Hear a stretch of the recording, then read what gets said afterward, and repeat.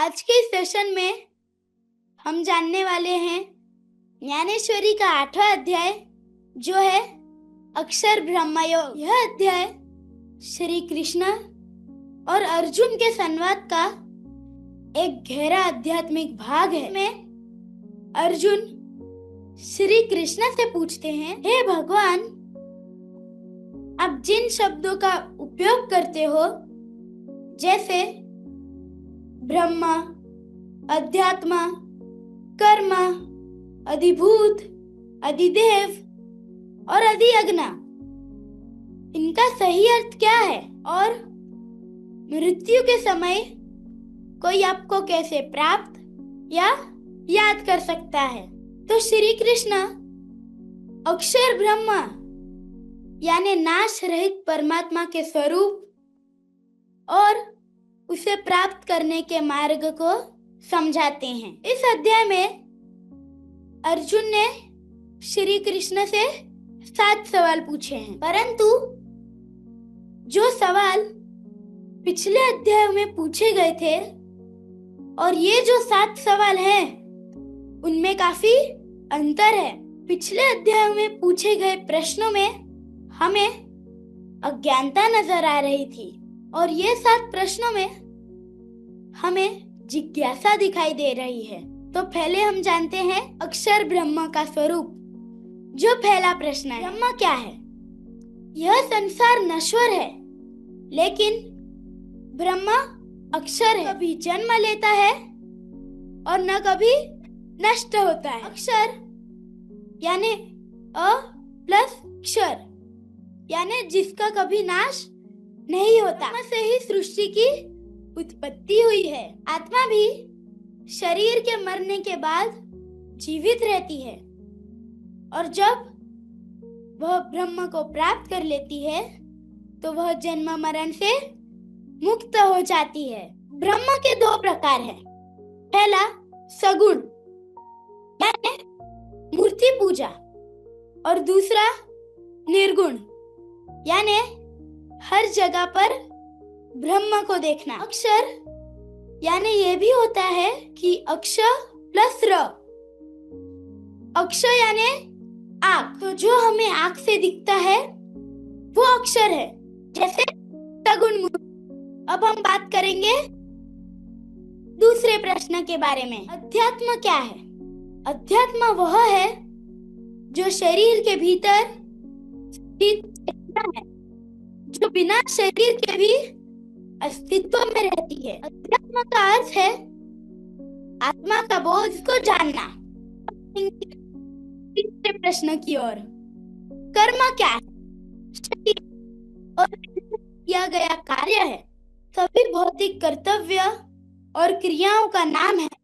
कर्म ही जीवन के सभी कार्यों को प्रेरित करता है और जब वह कर्म को इच्छा से किया जाता है तो वह मोक्ष ईश्वर के लिए किया गया सच्चा कर्म, परंतु उसे मूल्य नहीं।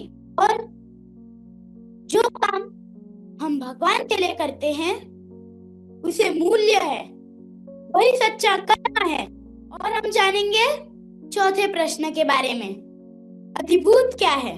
अधिभूत वह है जो भौतिक जगत से संबंधित है, जैसे शरीर, तत्व और वस्तुएं जो नश्वर है। जो वस्तुएं समय के साथ समाप्त हो जाती है, जो पंच महाभूत से बनी है, वह अधिभूत कहलाती है। अब हम आगे बढ़ते हैं और सुनेंगे 5वां प्रश्न कि अधिदेव क्या है?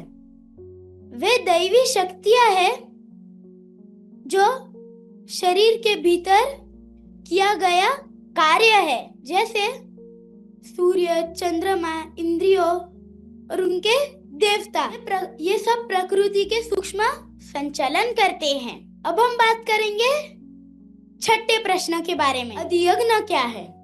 अधियज्ञ सभी यज्ञों का साक्षी और भोक्ता है, हर प्राणी के भीतर स्थित है। मनुष्य शरीर में स्थित ईश्वर ही आदि यज्ञ है। यज्ञ केवल बाहरी अग्नि में नहीं, बल्कि हर जीव के भीतर ईश्वर के लिए किया गया समर्पण है। अब हम जानेंगे 7वें प्रश्न के बारे में, जो सबसे इम्पोर्टेंट प्रश्न है। वही अर्जुन ने श्री कृष्ण से लास्ट में पूछा कि मृत्यु के समय कोई आपको कैसे प्राप्त या याद कर सकता है। तो भगवान कहते हैं, जो साधक मृत्यु के समय ओम का जाप करता है और मन को ईश्वर में स्थिर करता है, वह मोक्ष को प्राप्त करता है।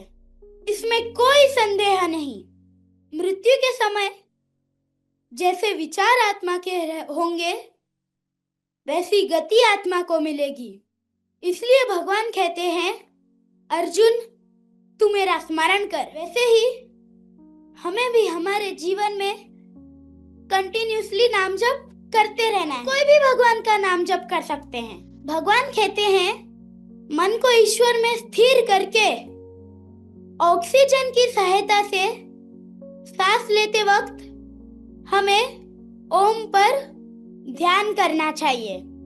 तो ये जो अर्जुन के 7 सवाल है, उसके हमने उत्तर जान लिए हैं। 4 युग के जब 1000 फेरे होते हैं, तब ब्रह्मदेव का एक दिन होता है, और जब फिर से 4 युग के 1000 फेरे होते हैं, तो उनकी एक रात होती है। ऐसा ये साकार विश्व समुद्र है। अभ्यास योग युक्तेन चेतसा नान्यगामिना परम पुरुषम दिव्यम यति पार्थानु चिंतयन्नः। इस श्लोक से भगवान हमें कहना चाहते हैं, हमें हमेशा भगवान का ही चिंतन और स्मरण करते रहना है। तो भगवान कैसे है? पुराणम, यानी जो पुराने होकर भी उत्साही रहते हैं। ऐसे ही हमें भी हमारे जीवन में एनर्जेटिक रहना है। तो भगवान कैसे है? अनुशासित्रम, यानी अनुकूल शासन करने वाले। वैसे ही हमें भी हमारे जीवन में हमारे बुद्धि के साथ सब कुछ मैनेज करना है। तो भगवान कैसे है? अणोरणीय, यानी अणु से भी सूक्ष्म है भगवान, यानी एटम्स, उससे भी सूक्ष्म है भगवान। जो भगवान सूर्य चंद्र चलाते हैं, करोड़ों लोगों का जीवन चलाते हैं, कमाल है उनकी, वो इतने सूक्ष्म भी हो सकते हैं। वैसे ही हम भी हमारे जीवन में कितने भी बड़े हो जाए, पर हमें छोटा बनना आना चाहिए। हमारे पास जो सूक्ष्म है वो हमें भगवान को दे देना है। शरीर के लिए क्या सूक्ष्म है? शरीर के लिए मन सूक्ष्म है, तो मन भगवान को दे दीजिए। मन के लिए क्या सूक्ष्म है? बुद्धि, विचार। तो जो आपकी बुद्धि है वो भी भगवान को दे दीजिए। और बुद्धि के लिए क्या सूक्ष्म है? बुद्धि के लिए अहम सूक्ष्म है। क्या सूक्ष्म है? अहम। तो जितना सूक्ष्म हम भगवान को देंगे, उतनी हमारी प्रगति होगी। यह शरीर मेरा है, उसका अहंकार भी चला जाएगा। तो और बताओ, भगवान कैसे है? अचिंत्य रूपम, यानी अद्भुत कौशल्य वाले हैं भगवान। वैसे ही हमारे आसपास कैसा भी वातावरण हो, पर हमें हमारा जीवन अद्भुत बनाना है। तो ज्ञानेश्वर जी ने भगवान कैसे है उसके बारे में थोड़ा और जान लेते हैं। आदित्य वर्णम, यानी भगवान तेजस्वी है। वैसे ही हमें भी हमारा जीवन तेजस्वी बनाना है। तो कैसे है भगवान? तमसा परस्तात। तो भगवान कैसे है?